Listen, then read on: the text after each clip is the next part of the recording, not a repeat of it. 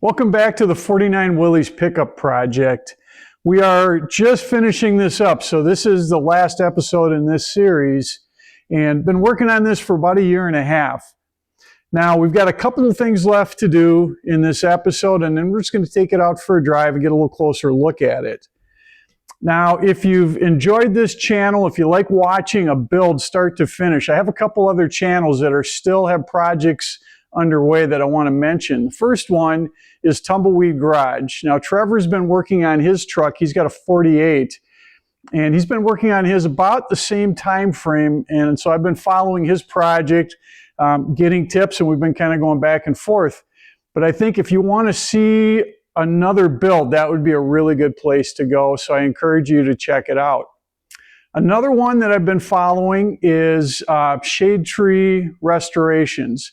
Now, Chris is working on, I believe, is a 55 Willys wagon, and he's just running out of a small garage, and he's had to do a lot of fabrication, so it's a lot of fun to see where he's at. He's still got his stuff undergoing as well, so you should check him out. Now, I would go to both these channels and subscribe so that you see notifications as they put out new videos, but I really like the work they're doing. I respect these guys. They're working out of small shops, without, a lot of fancy equipment, but they're still getting the job done. So go check them out.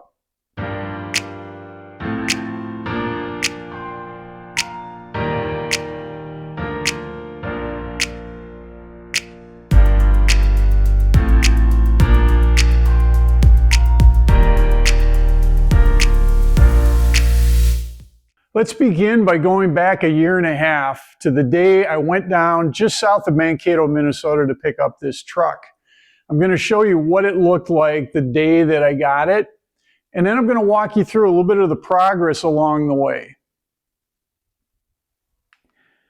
So we grabbed a trailer and headed about 100 miles south of where we live right now. And this is the truck as we saw it. Now it looks kind of rough, but you'll also notice it looks like pretty much everything is there. And I went around and looked at it, and there was a lot of work to be done, but there was enough there that I thought it was going to be a good buy. So we loaded up, we brought it home, and work began.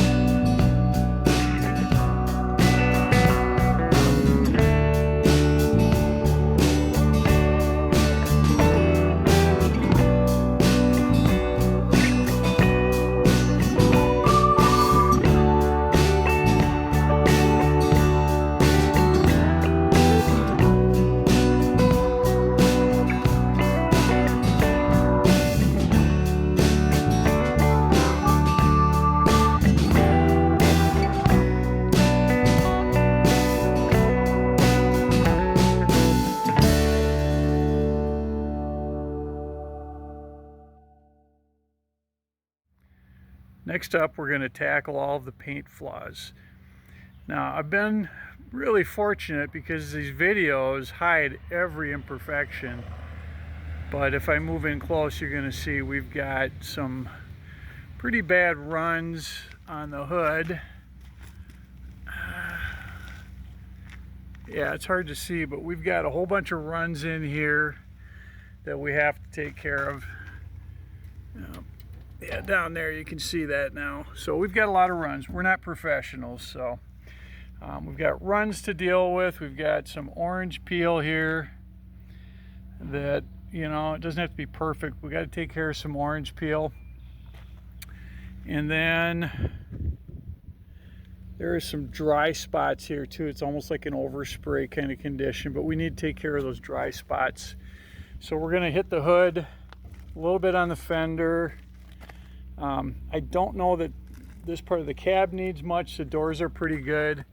But as we get up here too, right up and around here, we've got some dry spots and a few more runs.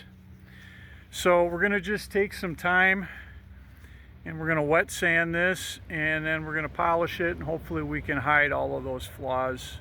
Might look right now like we're going backwards, but we are making progress, I can assure you of that. So at this stage of the game, we decided it was time to wet sand and polish this truck to take care of all those problems with the paint. And so you can see right here, we had a ton of runs in there. So we've wet sanded and taken all the runs out of this truck and worked on the orange peel. I don't want to really make it perfect, but we want it to look fairly consistent. So we basically did the hood, the fenders, and the cab all the way up on top and around back. And that was my intention, is to get that all wet sanded and polish it. We worked on the grill because we did find a few spots on the grill too that needed some work. So I took the headlight rings off and the marker rings. So we're working on that right now as well. We're gonna leave the box on it alone, other than this one is hidden, but these little side skirts ended up really rough. I don't know what happened, if I had a lot of overspray. So we did work on those as well. So those are going to get, they've been wet sanded, those will get polished. But the rest of it, the fenders and back, everything else is fine. So we're not going to mess with it. Let's move on to the doors. You can see I haven't touched the doors yet, and they look really good on camera, but they've got a lot of orange peel. And Guy talked me into at least doing these flat parts. I was a little reluctant just because of all the ribs and stuff, but I think I can stay away from that and work inside of this, and then maybe, you know, on these bars that run around here. So I will be doing that. Then we're going to hit it with a polisher, like a DA polisher. And I'm not sure, you know, how many stages we'll go through. Maybe we can just get away with doing finish, but we'll figure it out. So we'll come back when we've got more progress. I want to show you something I noticed while I was wet sanding the cowl here. Kind of looked up to the corner of the windshield and I saw a little line there. And you can see it right there. I got about a 2-inch crack at the top of my windshield. Now that wasn't there when we first put the windshield in. So I think what might have happened is when we screwed this in, there's a piece on the inside and a piece on the outside, and then there's 3 screws that hold them together. One here, one in the middle, one up on top. And I think you can see it's a little tighter. I don't know if you can see this or not. It's a little tighter up on the top than it is on the bottom. I think there's a chance, well, one possibility that I over-tightened that up there and caused that crack. So it's kind of a bummer. And there's only one way to fix that. I got to take it back out, get another paint, and put it back in. Hopefully I can do that and not destroy the gasket there, getting it all out. We'll see. But I think I'm going to hold off on that. That may be something I just wait until this winter. I just don't want to take that apart again. I'm so close to getting this thing on the road, I can live with that little crack in there for a while. Yeah, I know it'll make its way across, but we'll just see how that goes. Okay, we're done. We did 2 rounds. We went with rubbing compound and then followed up with polishing compound.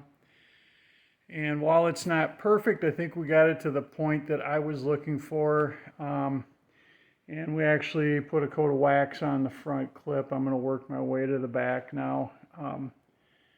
Guy was here all day doing this. This is a lot of work. Now, one thing I want to mention to everybody, if you haven't done this before, there's going to be a lot of, I'll just call it overspray, but you see all these little light green specks on the door. I haven't cleaned off the door yet, but you're going to have to constantly be after this stuff, because I made the mistake of just leaving it and figured I'll just get it all when I wash. That stuff kind of dries on and it gets really hard to clean.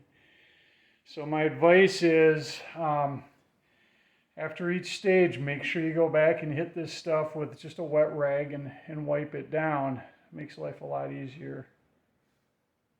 We're all done with our rubbing compound and polish, and we put a coat of wax on everything just to get an idea of how it turned out. Now, it looks a lot better on camera than it does in real life, but for now, I think this is good enough that I can drive it.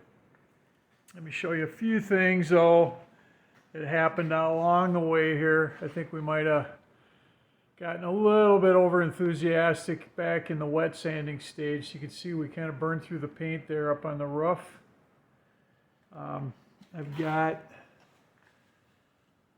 let's see, you can see that a spot on the door came through there too.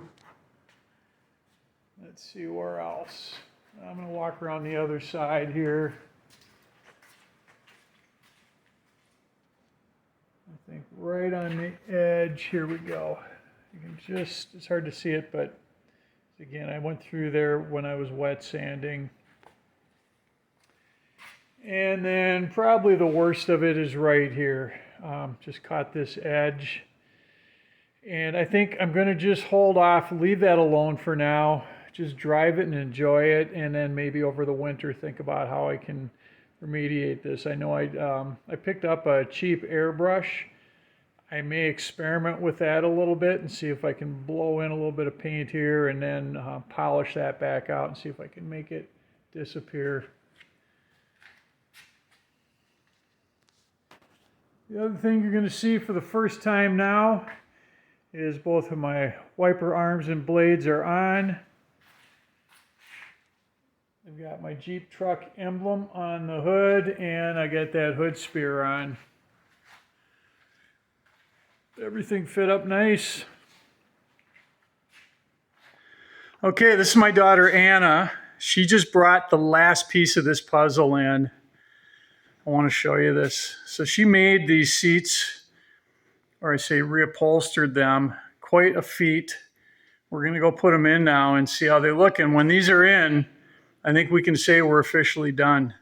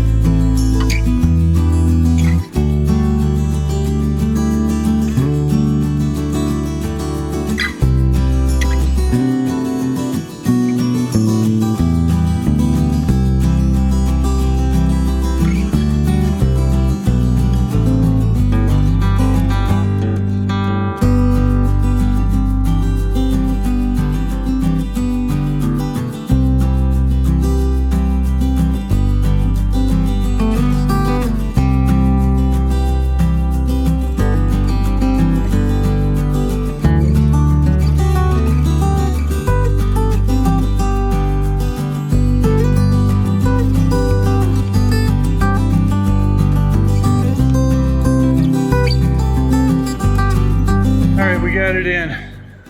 Had it the wrong way to begin with the hinges, and a little bit of work. We got it now. It fits really nice. It looks good now.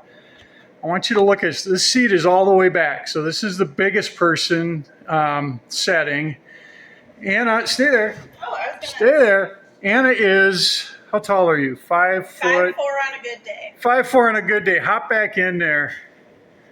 How's the reach? Steering wheel good? Perfect. Pedals? Perfect. Okay, this is for somebody that's 5'4". Now let's move it up. I'm going to show you how this works. We flip this seat up. Okay, go ahead. There we go. And that little thing goes down.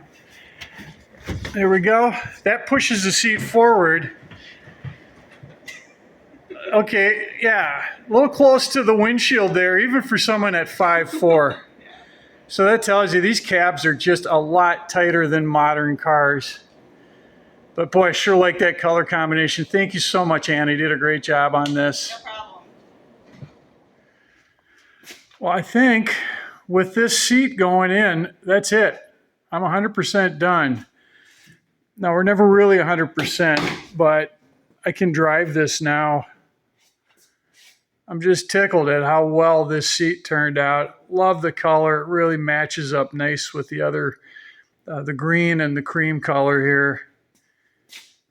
Now, Anna did such a good job on this, and she's been doing this for a long time, but doing upholstery for furniture. This is her first job where she's done vehicle, and it really turned out nice. I couldn't have asked for anything better. So she did the seat bottom in the back. She did these armrests. I know it's a little dark, but she also did the visor for me. Let's run around and take a look at it from the other side.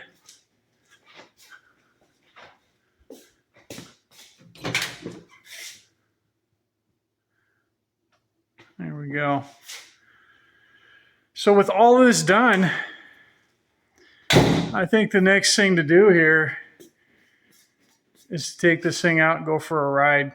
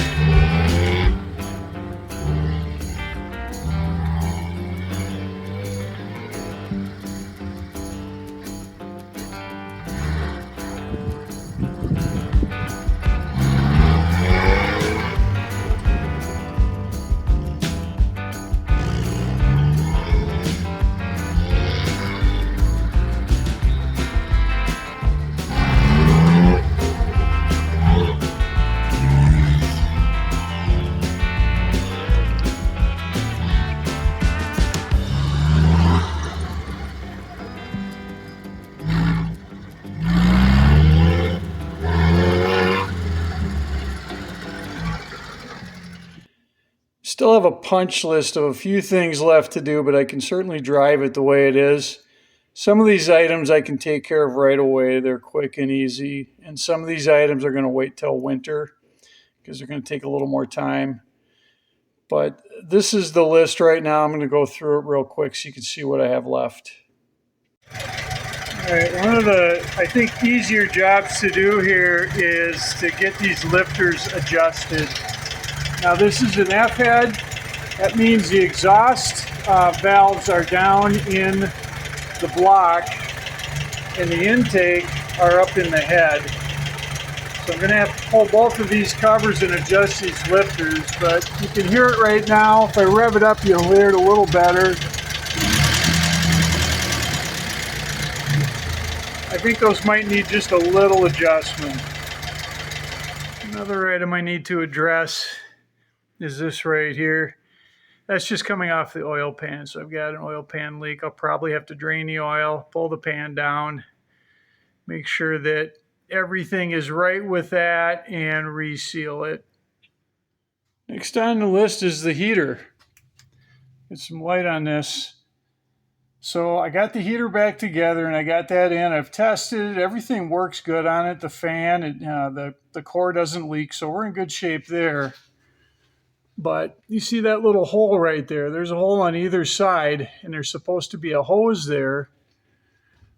And that hose leads up to these defrost vents. So I need to put that hose in there.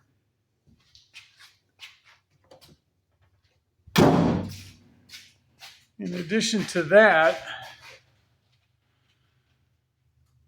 I did not hook up the heater hoses yet. So I've got one down here and one up here. It's July, it's 90 degrees today. Don't need this anytime soon, but this is something I would like to get taken care of as well. I've got my wiper motor in and I've tested it and it works, but it doesn't have enough strength to move the wipers. So I disconnected the hose from it because I thought that could possibly be the source of a vacuum leak right now. But I need to do something about this wiper motor, and I haven't decided exactly what I'm doing yet, but that's coming. I took the truck out for the first test drive last week and found one problem with the transmission. When I get up into second gear right there, it works just fine. But if I let up on the gas, it pops itself out of gear. So I might have a problem with the synchro there. I can certainly drive it right now. I just basically have to hold that if I let up on the gas so it doesn't pop out. A little inconvenient, but I really want to drive the truck. I don't want to pull the transmission back out. That's probably a winter project. Along those same lines, when I was driving this, got to the top of a hill to a stop sign, and I stopped and went down into first gear, let out the clutch, and nothing happened. Popped it into second and third, nothing happened. In reverse, nothing happened when I let out the clutch. And so I started to wonder if I had clutch problems, which would not be good. So I pushed it off to the side of the road, got ready to call my wife, and then I thought of one thing, and that's this little lever right down here. This is the high, low, and neutral lever for the transfer case. And it turned out that this also had popped itself just out of gear. So it was just up into neutral. I grabbed that, pushed it back down, and everything was fine. So I think there is, I didn't do any work on this when we did all the cleanup, but I think the shift rod up inside that transfer case, there's a spring with a detent ball. I kind of think that spring might be weak. So when I have this transmission out, because the transfer case will come out with it, I'm probably going to take that all apart and take a look at it, put new seals in it, and make sure that that's all right. All right, one more item I want to point out. If you look at the distance between the top of the wheel and the fender and back, you can see a pretty good gap. When you swing around to the front, it's a lot closer. So that front end is sitting down a lot lower than the rear end. And when I started looking at the leaf springs, I don't know if we can get a good look at these or not, they're really flat. They don't really have any arch to them. Both sides are fairly flat. And in fact, I don't know if you can see it from here, but I measured it, and the driver's side is about a ½ inch lower than the passenger side. So I've got to do something about those leaf springs. That's again something I'm going to hold off till winter. And I think what I'm going to do is check around and see if I can get those re-arched. And if not, I'm going to have to go with new leaf springs. And when I do that, I can do all new bushings up in the shackles as well, and just make sure that I've gone through all of that to make it right. I didn't do this project by myself. I got a lot of help along the way from family and friends and neighbors. And I want to take a minute, just show you some of the things they did, and just acknowledge all the help that I got.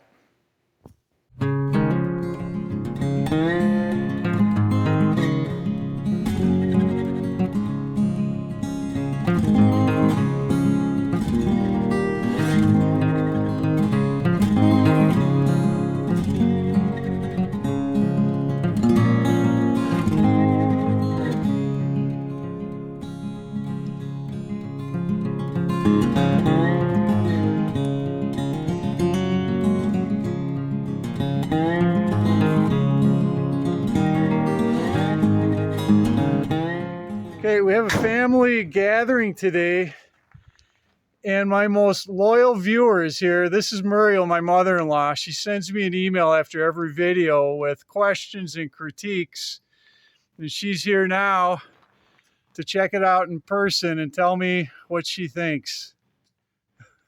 Thanks for coming out, Muriel. Love you. Thank you. I love you too. So where's the horn? Okay, we're going to take a minute here, and I want to chat with Guy. I've tried to find and keep track of everybody that's worked on this project, and there's been a lot of them, but Guy has worked on this more than anybody else besides me. So I want to start by asking Guy, when did you start working on this project? Best as I can recall was January 14th or 15th of 2024. Yeah. Okay, so just for perspective, I brought this truck home, I think January 2nd of 24. So Guy's been on this since the beginning, and has been a great help and a kind of a mentor. Guy used to run a rental business, and if you know anything about the rental business, there's a lot of equipment to take care of. There's a lot of equipment that breaks, and over your lifespan, how did you learn all of the things that you need to know? Well, my dad had me work at the rental store, and I started when I was 12 years old. And when I was working there, I got a go-kart, but didn't come with an engine. So I had to rebuild a motor to get the go-kart to drive. Okay. And it was when I was 12 years old. And so then I helped my brother at the Minnesota Dragways when he had a race car. And it was my job to unbolt the headers from the mufflers, and I just enjoyed working on equipment, and there'd always be a problem, and you need to solve it, and so that's what I've done all my life. Necessity. Yeah. All right. So I know Terry talked to Sharon, and she said, have Tim invite Guy out. He's retired. He retired too, just like me. And so I was just grateful that he had the time and the willingness and the knowledge to come out and keep me on the straight and narrow on this project. Yeah. Well, I pushed you to do more than what you wanted. True, but you know what? You can see from the result. I mean, everything turned out really, really good. Yeah. It's not just a nice looking truck. It's a solid truck that everything works on it the way it's supposed to. So, you know, back to the beginning. So I did some calculations. Guy's been out here just about every week for a full day each week. There's been a few gaps in there, but there's been some times when he's been out here twice in a week, like when we were working on paint. And so to the best I can calculate, I think he's got roughly somewhere between 600 and 700 hours in this truck. So it's just kind of staggering the amount of time that's been put into this. But it's just good time to spend together too. Yeah.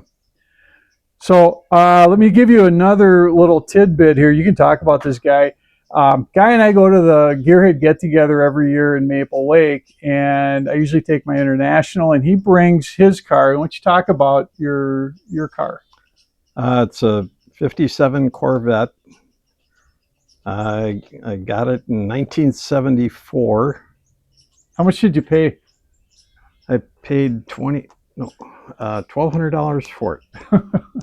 And the headlight rings and the grill oval and the grill was not in it, and I thought I can put that in, you know, no big deal. And so I went to put the left one in, that went in just fine, and I went to the right side, and the fiberglass was about a half-inch higher than what the headlight ring was. And, you know, and I knew it had been hit, but I thought it was repaired right, but it wasn't. And so I restored the car in 1980, and I still have it. So I've had it 51 years, and it's a single 4-barrel and it's power glide, and it's got power windows as the option. Wow. So, And what engine is that? it's a 283. Okay. Yeah. So it's a fun car because people wave at you and that, but it's a hard driver. So, you know, but it's always wanted a Corvette. So All right. So I mean, we're wrapping this project up, and I don't know what's next. I think, you know, you're never really done with a project, so we'll keep working on it. We've got some stuff. I'm going to go through and show you the punch list. I've got a whole bunch of different things left to do. Just little problems to fix, but nothing too big. And but that'll keep us busy, and we'll keep our hand in this. And who knows what's next? yeah, a GTO would be nice. Guy's going to start a GTO next, so that'll be a fun project. Keep your eyes out. Let me know if you see one. Yeah. Thanks, Guy. You're welcome.